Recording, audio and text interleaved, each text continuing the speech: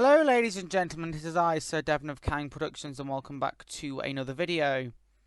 And today's episode, we're going to the seaside, sort of. Well, we aren't going to the seaside, we're just going to a harbour-like area, kind of a fishing village, which I'll explain a bit more as we get into it. But here we are having a farewell bit to Hatton. So we're adding a few mountains, a few low mountains or low hills to give us the signal that we are leaving or entering Hatton. Because we're leaving that mountainy type area and into a seaside-like biome. And I had a look at how big this line already was, and it's huge. You know, it's already feeling like a big route, and we've only just added the track in, and we haven't added any of the main buildings yet or scenery, and I have a feeling it's going to take a really long time to do that. But I'm all for it, you know. I'm happy for this series to go on as long as it does. To be honest, I haven't been on it a lot recently. I know I'm breaking my promise a bit, but I will try and do it when I can.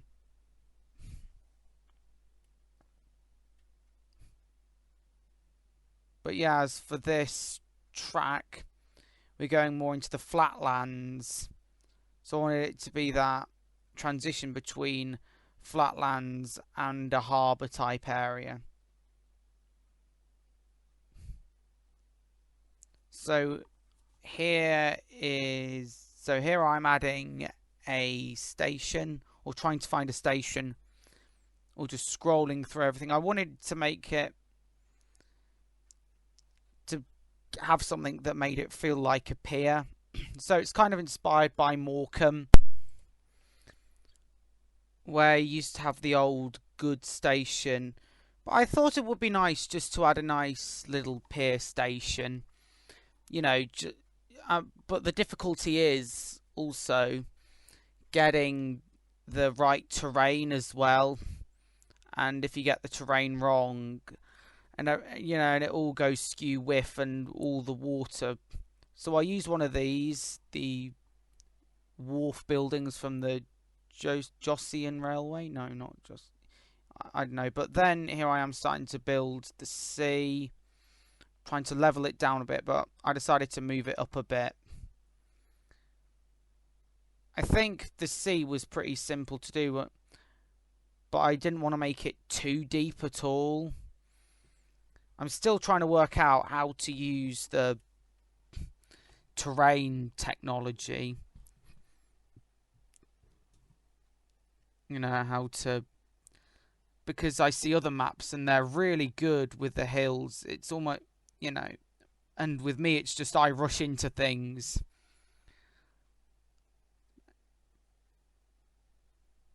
And as you can see, I'm confusing myself. And I know the thing about building a wharf is I want to make it similar to the seaside, where it's gradually low or shallow water, then it gets deeper and deeper.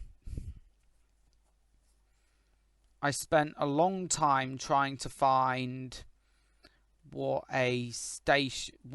station would be suitable,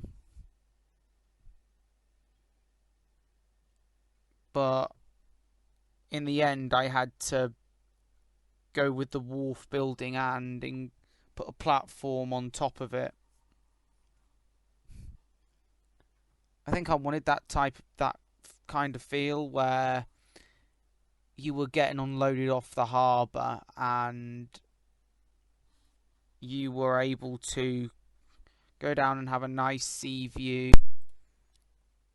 I will say that this part of the route's heavily inspired by New England, mainly because of the dramas I used to watch. And this one in particular is based on a show called Siren, which was about mermaids. Is the superior Little Mermaid. Well, think of the Little Mermaid, but creepy. And with horror elements, and I loved that show, and I loved its setting as well, because it was all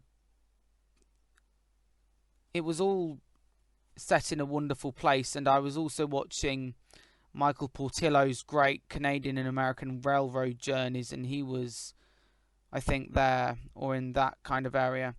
Now, one problem I had with this was putting them to a level height, because that would then mess up the thing. And also, I had to rotate them quite a lot to go parallel and look like it would be a wharf or a train station. Yeah, this one was really successful. This one required a lot of thinking and a lot of adapting. But I love that setting, and I love that part of the world. Although I've never been, I'd love to go to the British Columbia part and New England. I also, as a result of this, had to extend, so I had 2 more wharfs.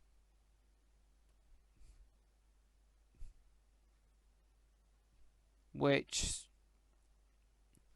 I then had to move because I decided to lower some of the thing because it looked pretty odd.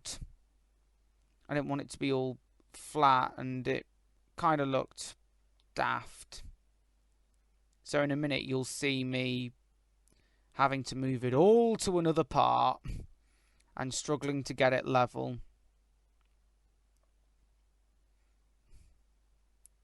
And I'm really looking forward to making the main towns, because it's designing it all, isn't it? And what inspired it, and the architecture that you put in, and all the landmarks, and the area of the world that it's based on. I'm really looking forward to all that bit. I tried to put a bridge on, but it wouldn't work. So, yeah, there you can see me trying to put several bridges on. However, it didn't work. So I've named the station Siren after the show. And I'm hoping that my platform's right, because I had to switch some of the platforms round and rotate some of the stations, because one way was platform 1 and then the next stop will be platform 2. I was like, what have I done now? And then I would confuse the entire AI thing, and it wouldn't be, well, it would mess up really. So here you can see me rushing to get everything done, rushing to move it into the terrain, the hilly area, which would then become the sea. I wanted to add a bit of ground because I didn't want it to be too deep at that area.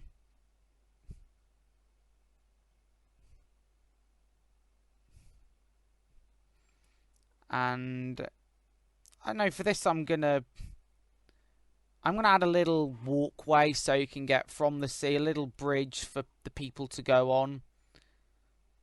So you can go straight from the bridge and then go to the main town area. And to greet you, you'd probably get a bar, a pub, or whatever. A little hotel by the seafront. And I think a bit of it will be a beach, but just not the wharf bit, because this is more focused on trains and on passenger trains.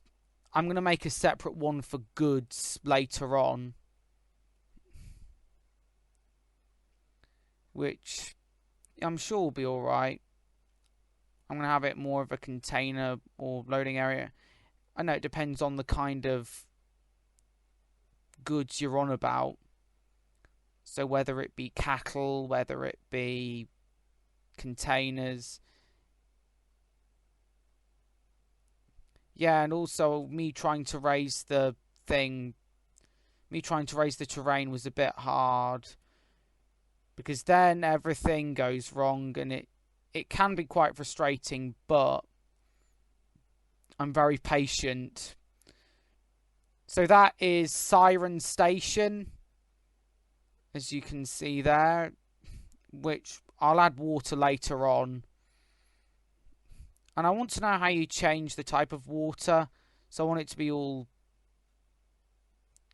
I don't know, something that suits British Columbia.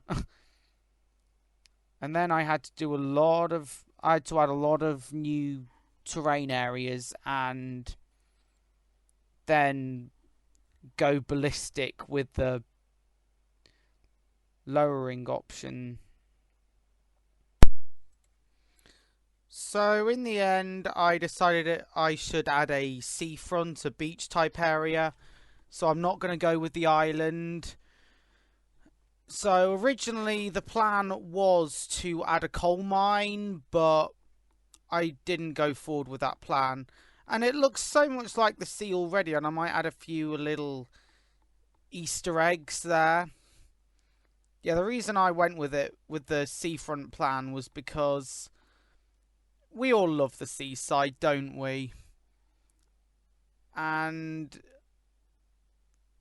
I wanted it to be a wharf stroke seaside type area.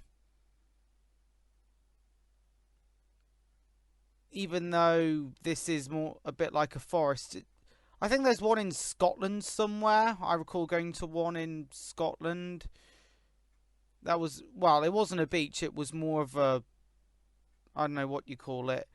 But in this, I decided to go with the seafront idea, and that bridge will go nicely as well with the view of the seafront, because I think people will want to see a view of the seafront, and I wanted to move it to make it more realistic and more, because the thing I want to do with this is make it as realistic, although, and have nothing that defies physics. You know what I mean? Like the train going completely a sharp curve and it completely separating in a way. So for the seafront, the only place I've been where there is a railway near the seafront is Grange-over-Sands and formerly Southwold. It's one of my most beloved holiday destinations. And I decided to make it diagonal. And who doesn't love the beach? You know, I'm going to add some holiday makers, some fishermen, a few people playing on the beach, and whatever, really.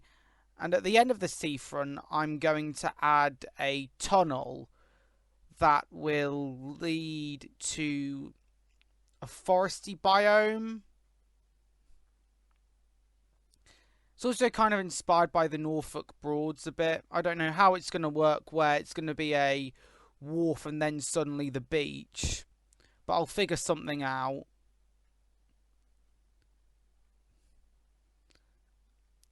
And I had to do a lot of extensions, a lot of adding extra ground just to make it a straight line for the beach.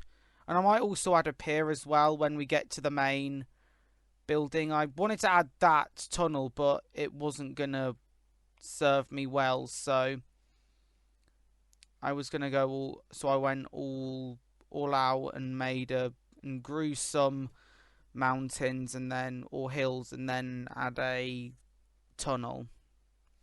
But as you can see now, I'm going to lower it so it looks like the sea. However, I didn't want to make it too low, which is something I realised that I was doing, even though it would line up with that biome there.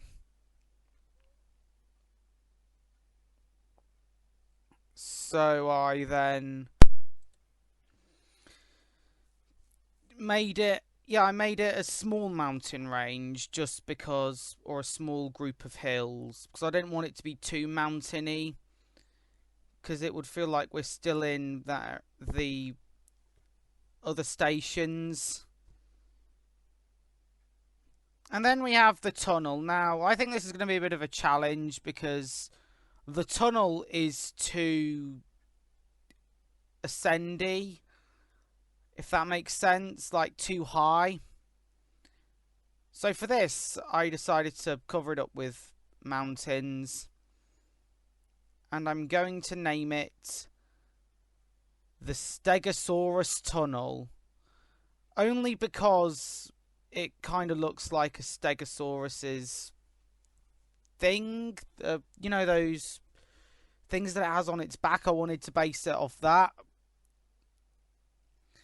Yeah, and the tunnel's going to be quite hard to do, I think. I realised that I could have just plateaued it, but I didn't want to go with the easy option. I never do. So that is just about the end of that beach segment, which will eventually lead into another place. And that ends the video. So thank you all very much for watching, and I will see you all in the next episode. So goodbye and good night.